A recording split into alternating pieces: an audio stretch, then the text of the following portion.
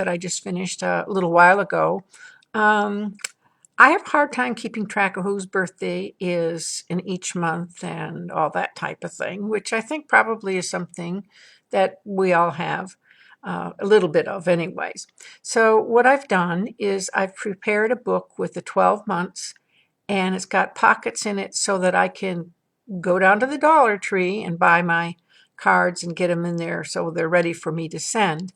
Um, but you'll get a better picture of that once we get started and open this. What this is here is just a 8x8 um, photo album, and I've gone ahead and just put a little bit of glaze over it so it has a more aged look, and then did some fancy stuff on the top of it. And the first page, I also took graphic 45 paper and used it for the various months. I'm going to try to move this over so you can get a better picture of that. This is just the cover.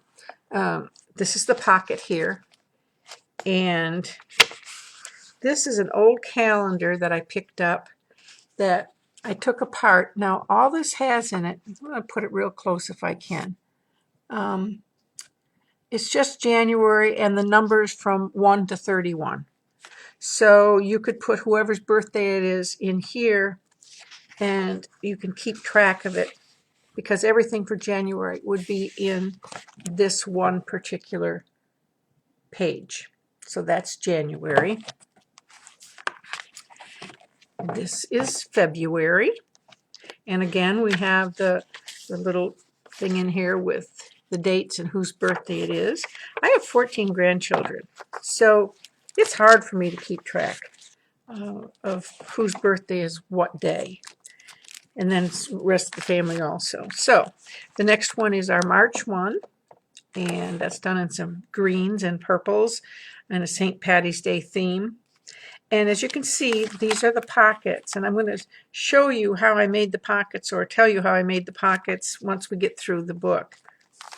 All right, so now here we come into May, and we have this in here, okay, and I have a card in here. Now, I really need to put more cards in here.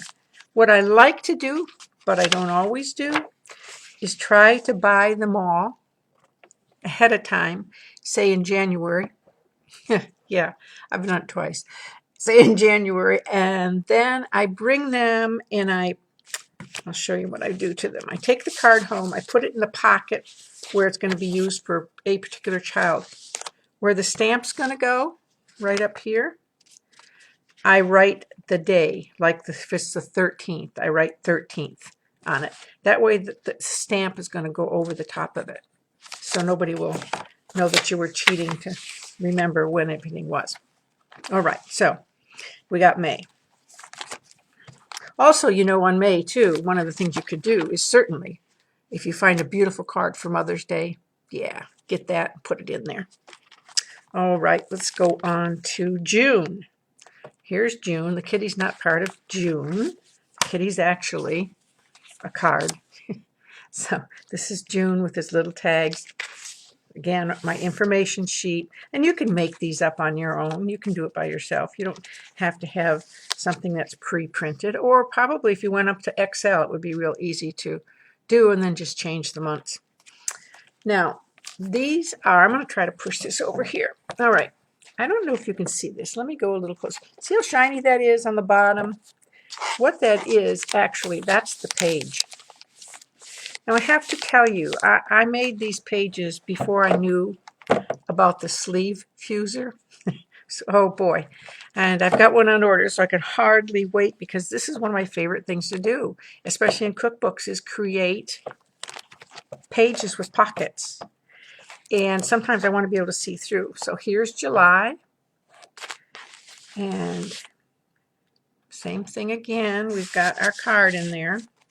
Wouldn't that be nice if all the cards were in there at the beginning of the year? You had the date on the back. You could even get really ambitious and put the addresses on them. I don't know, though, when my kids are moving around. That's not a great thing. Anyways, into August. Okay, so our little folder again.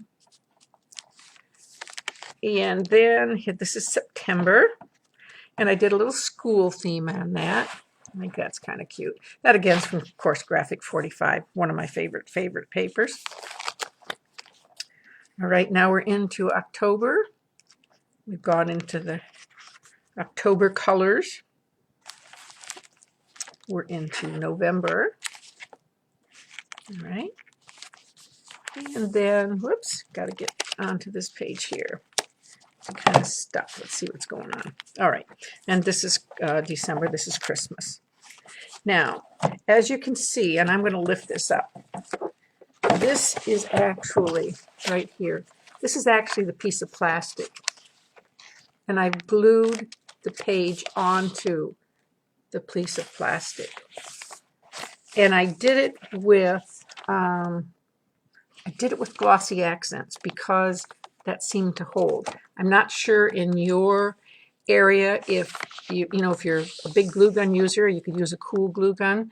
But around here, I don't know. I've never had a whole lot of luck when I'm working with the plastic and the glue gun. So I also put a page back here so that any extra cards for any other celebrations, we have wedding coming up, so are put in the back for special occasions.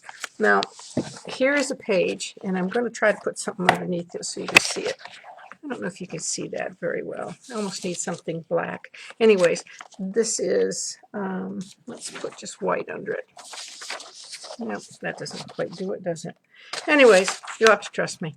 This is the plastic, and it's an 8x8, and this is how you can do it. See, so you cut across here and take half of it out. Leave the rest hooked to the post.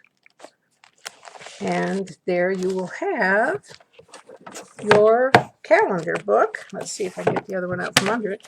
And as I said, this is a project that you can do when you kind of get tired of doing pages or mini albums or whatever. Just fiddle with it. Once you've got it, you'll wonder what you've done without it.